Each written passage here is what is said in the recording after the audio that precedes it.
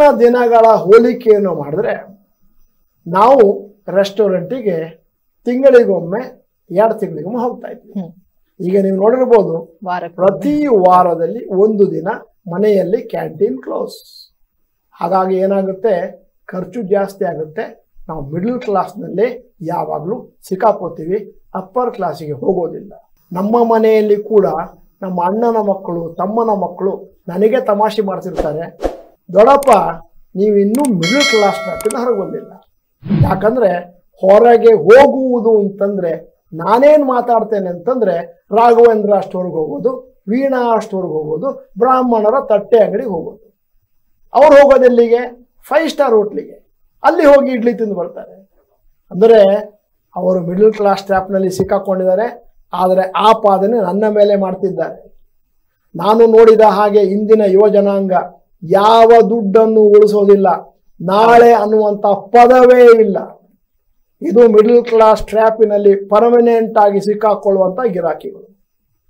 ಹಣವನ್ನು ಸೇವ್ ಮಾಡಬೇಕು, ಮುಂದಿನ ದಿನಗಳಿಗೆ ಅಂತ ಒಂದಷ್ಟು ಹಣವನ್ನು ಇಡಬೇಕಾಗುತ್ತೆ. ವೆಲ್ತ್ ಕ್ರಿಯೇಟರ್ ಆಗ್ಬೇಕಂದ್ರೆ ವೆಲ್ತ್ ಮ್ಯಾನೇಜ್ ಮಾಡೋದು ಮೊದಲು ಗೊತ್ತಿರಬೇಕು. ಇರುವಂತದ್ದನ್ನ ಫಸ್ಟ್ ಮ್ಯಾನೇಜ್ ಮಾಡಿದ್ರೆ ನಂತರ ಮಾತ್ರ ಅದಕ್ಕೆ ವ್ಯಾಲ್ಯೂ ಆಡ್ ನ ಅವರು ಮಾಡಬಹುದು. ಈಗ ಮಿಡಲ್ ಕ್ಲಾಸ್ ಟ್ರ್ಯಾಪಿನ 3ನೇ ಅಂಶ career and investment decisions influence by parents. ನಾವು ಚಿಕ್ಕದಿದ್ದಾಗ ನಮ್ಮ ಮನೆಯಲ್ಲಿ ನಿರ್ಧಾರ ತಗೊಳ್ತಾ ಇದ್ರು. ಇದೀಗ ಭರತ್ ಚಂದ್ರ ನಮ್ಮ ಮನೆಯ 3ನೇ ಮಗ. ಮೊದಲನೆಯವನು ಆಗಲೇ ಸೈಂಟಿಸ್ಟ್ ಆಗಿದ್ದಾರೆ, 2ನೇವರು ಚಾರ್ಟರ್ಡ್ ಅಕೌಂಟೆಂಟ್ ಆಗಿದ್ದಾರೆ, ಆದ್ದರಿಂದ ನೀನು ಡಾಕ್ಟರ್ ಆಗಬೇಕು. ಹಾಗೂ 4ನೆಯ ಮಗ MBA ಮಾಡಬೇಕು, 5ನೇ ಮಗ ಲಾಯರ್ ಆಗಬೇಕು. ಈ ಡಿಸಿಷನ್ ಅನ್ನು ಸುಪ್ರೀಂ ಕೋರ್ಟ್ ಅನ್ನುವಂಥ ತಂದೆ ತಾಯಂದರು ಡಿಸೈಡ್ ಮಾಡ್ತಿದ್ರು. ಇದು ಮಿಡಲ್ ಕ್ಲಾಸ್ ಟ್ರ್ಯಾಪ್ನಲ್ಲಿ ಇರುವಂತಹ ಒಂದು ದೊಡ್ಡ ಲಕ್ಷಣ. ಈಗಿನ ಕಾಲದಲ್ಲಿ ಮಕ್ಕಳು ವಿಚಿತ್ರವಾದಂತಹ ಪ್ರೊಫೆಷನ್ಗಳಲ್ಲಿ ಶೈನ್ ಆಗ್ತಾರೆ. Passion oriented decisions. ಹಿಂದಿನ ದಿನಗಳಲ್ಲಿ ನಾವು ಎಷ್ಟೇ ಸ್ಥಿತಿವಂತರಾಗಿದ್ದರೂ ಕೂಡ ಒಂದಷ್ಟು ಮನೆಯಲ್ಲಿ ಬಡತನ ಇತ್ತು. ಈಗ ಅದಿಲ್ಲ, ಬೇಕಾದಷ್ಟು ಸರ್ಪ್ಲಸ್ ಇದೆ, ಮತ್ತೆ ಜನ ಬೇಕಾದಷ್ಟು ಖರ್ಚು ಮಾಡ್ತಾರೆ. ಖರ್ಚು ಮಾಡ್ತಿದ್ದಂಗೆನೆ ಪುನಃ ಮಿಡಲ್ ಕ್ಲಾಸ್ ಟ್ರ್ಯಾಪಿಗೆ ಸಿಗ್ತಾರೆ.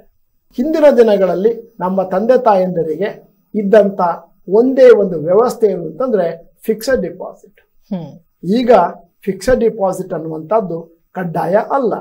ಅದಕ್ಕೆ ಪರ್ಯಾಯವಾಗಿ ನಿಮಗೆ ಬೇಕಾದಷ್ಟು ಸೊಲ್ಯೂಷನ್ಸ್ ಇದೆ. ಮ್ಯೂಚುವಲ್ ಫಂಡ್ ಇದೆ, ಚಿನ್ನದ ಬಾಂಡ್ಗಳಿದ್ದಾವೆ, ಮತ್ತು ಷೇರು ಮಾರುಕಟ್ಟೆ ಇದೆ, ರಿಯಲ್ ಎಸ್ಟೇಟ್ ಇದೆ.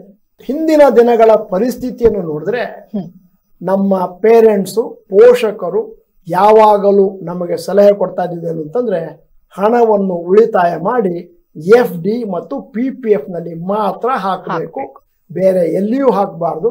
ಮತ್ತು FD ಮತ್ತು PPF ನಲ್ಲಿ ಬರುವ ಹಣ ಇನ್ಫ್ಲೇಷನ್ ಕೂಡ ಮೀರಿ ಹೋಗ್ತಾ ಇರಲಿಲ್ಲ. ಇದು ಮಿಡಲ್ ಕ್ಲಾಸ್ನಲ್ಲಿ ಪರ್ಮನೆಂಟ್ ಆಗಿ ಸಿಲುಕಿಕೊಳ್ಳುವಂಥ ಇನ್ನೊಂದು ಬ್ಯೂಟಿಫುಲ್ ಟೆಕ್ನಿಕ್. ಎಲ್ಲಿಯವರೆಗೆ ಹೊಸದನ್ನು ಕಲಿಯುವುದಿಲ್ಲವೋ, ಹೊಸದನ್ನು ಅರಿತುಕೊಳ್ಳುವುದಿಲ್ಲವೋ, ಮತ್ತು ಒಂದಷ್ಟು ಎಕ್ಸ್ಪೆರಿಮೆಂಟ್ ಮಾಡಿ ಜಾಸ್ತಿ ಹಣವನ್ನು ಗಳಿಸುವಂತಹ ಯಾವ ಒಂದು ಅಟೆಂಪ್ಟ್ ಅನ್ನು ಮಾಡುವುದಿಲ್ಲವೋ ನಾವು ಪರ್ಮನೆಂಟ್ ಆಗಿ ಮಿಡಲ್ ಕ್ಲಾಸ್ ಟ್ರ್ಯಾಪ್ನಲ್ಲಿ ಇರ್ತೇವೆ. ಸೊ ಮನೆಯಲ್ಲಿ ಒಬ್ಬರಾದ್ರೂ ಇದರಿಂದ ಹೊರಗೆ ಬಂದು ನಾವೀನ್ಯತೆಯೆಡೆಗೆ, ಹೊಸ ಸಂಶೋಧನೆಗಳೆಡೆಗೆ ಒಂದಷ್ಟು ರಿಸರ್ಚ್, ಸರ್ವೆ ಇವೆಲ್ಲವನ್ನ ಮಾಡೋದು ಉತ್ತಮ. ಹಿಂದಿನ ದಿನಗಳಲ್ಲಿ ಸ್ಕೂಲ್ ಫೀಸ್ ಕಮ್ಮಿ ಇತ್ತು. ಇಂದಿನ ದಿನಗಳಲ್ಲಿ ಹಲವಾರು ಆವರೇಜ್ ಆಗಿರುವಂಥ ಸ್ಕೂಲ್ಗಳಲ್ಲಿ ಕೂಡ ನೀವು ಮಾಂಟೆಸರಿ ಅಂತ ಹೋದರೂ ಕೂಡ ವರ್ಷಕ್ಕೆ 2 ಲಕ್ಷ ಮತ್ತು ಇತ್ಯಾದಿ ಇತ್ಯಾದಿ ಜಾಸ್ತಿ ಆಗ್ತಾ ಹೋಗುತ್ತೆ. ಹೀಗೆ ನಾವು ಖರ್ಚನ್ನು ಮಾಡಬೇಕಾದ್ರೆ ನಮ್ಮ ಉಳಿತಾಯ ಕಮ್ಮಿ ಆಗ್ತಾ ಹೋಗುತ್ತೆ. ಪರ್ಮನೆಂಟ್ ಆಗಿ ನಾವು ಮಿಡಲ್ ಕ್ಲಾಸ್ ಟ್ರ್ಯಾಪ್ನಲ್ಲಿ ಸಿಕ್ಕಾಕೋತೀವಿ, ಮಿಡಲ್ ಕ್ಲಾಸ್ ಜಾಲದಲ್ಲಿ ಸಿಕ್ಕಾಕೋತೀವಿ. ಯಾಕಂತಂದ್ರೆ ನಾವು ಇತರರ ಒಡನೆ ಕಾಂಪಿಟಿಷನ್ಗೆ ಇಳಿದಿದ್ದೇವೆ. ಅದರ ಬದಲಾಗಿ ನಾನು ನನ್ನ ಮಗುವನ್ನು ಒಂದು ಒಳ್ಳೆಯ ಸ್ಕೂಲಿಗೆ ಸೇರಿಸ್ತೇನೆ, ರೀಸನೇಬಲ್ ಫೀಸ್ ಇರುವಂಥದ್ದು, ಮತ್ತೆ ನಾನು ಸೂಪರ್ವೈಸ್ ಮಾಡಿ ಮಗುವನ್ನು ಓದಿಸ್ತೇನೆ ಅಂತಂದ್ರೆ ಒಂದಷ್ಟು ಹಣ ಕಮ್ಮಿ ಖರ್ಚಾಗುತ್ತೆ. ಉಳಿತಾಯದ ಹಣವನ್ನ ಒಂದಷ್ಟು ಒಳ್ಳೆ ಕಡೆ ಅದನ್ನ ನಾವು ಹೂಡಿಕೆ ಮಾಡಬಹುದು ಮ್ಯೂಚುವಲ್ ಫಂಡ್ಸ್ ಅಲ್ಲಿ. ಸೊ ಅಂದ್ರೆ ಒಂದು ಲಾರ್ಜರ್ ಪರ್ಸ್ಪೆಕ್ಟಿವ್, ದೂರದೃಷ್ಟಿ ಖಂಡಿತ ಬೇಕಾಗತ್ತೆ. ಕೊನೆಯದಾಗಿ ವೀಕ್ಷಕರಿಗೆ ಒಂದು ಸಲಹೆ ಕೊಡೋದಾದ್ರೆ, ಯಾಕಂದ್ರೆ ಸಮಯದ ಅಭಾವ ಇದೆ, ಏನ್ ಟಿಪ್ ನ ಹೇಳ್ತೀರಾ? ಈ ಮಿಡಲ್ ಕ್ಲಾಸ್ ಮೆಂಟಾಲಿಟಿ, ಈ ಟ್ರ್ಯಾಪ್ ನಲ್ಲಿ ಎಷ್ಟು ಸಿಗಾಕೊಳ್ತಾ ಇದೀವಿ, ಇಟ್ಸ್ ವಿಶಿಯಸ್ ಸೈಕಲ್, ಈ ಸುಳಿಯಿಂದ ಹೊರಗೆ ಬರ್ಬೇಕಂದ್ರೆ ಒಂದು ಟಿಪ್, ಅಟ್ಲೀಸ್ಟ್ ಒಂದು ಮನೆಗೆ ಉಪಯೋಗ ಆಗುವಂತ ಒಂದು ಟಿಪ್ ನ ನೀವು ತಿಳಿಸ್ಕೊಡಿ. 4ನೇ ತೊಂದರೆ ಹೈಯರ್ ಎಕ್ಸ್ಪೆಕ್ಟೇಷನ್ ಫ್ರಮ್ ಲೈಫ್. ಅಂದ್ರೆ ಇಷ್ಟೇ ಬರಬೇಕು, ಹೀಗೆ ಬರಬೇಕು ಅಂತ. ಈ 4 ನಾವು ಮೀರಿ ಹೋಗ್ಲಿಲ್ಲ ಅಂತಂದ್ರೆ ಮುಂದಿನ ದಿನಗಳಲ್ಲಿ ನಾವು ಪರ್ಮನೆಂಟ್ ಆಗಿ ಮಿಡಲ್ ಕ್ಲಾಸ್ ಅಲ್ಲಿ ಇರ್ತೇವೆ.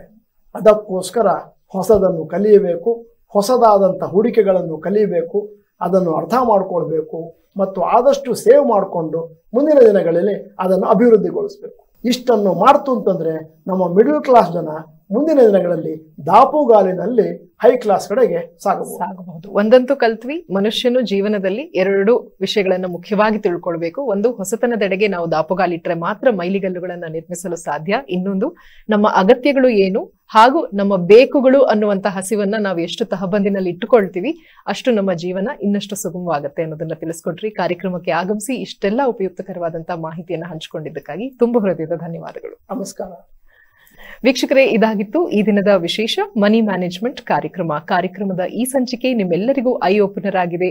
ಸಾಕಷ್ಟು ಒಂದಷ್ಟು ಉಪಯುಕ್ತಕರ ಮಾಹಿತಿಯನ್ನ ನಿಮ್ಗೆ ನೀಡಿದೆ ಅಂತ ನಾನು ಭಾವಿಸ್ತೀನಿ. ಮರಳಿ ಭೇಟಿಯಾಗೋಣ ಮುಂಬರುವಂತಹ ಸಂಚಿಕೆಗಳಲ್ಲಿ. ವಂದನೆಗಳು.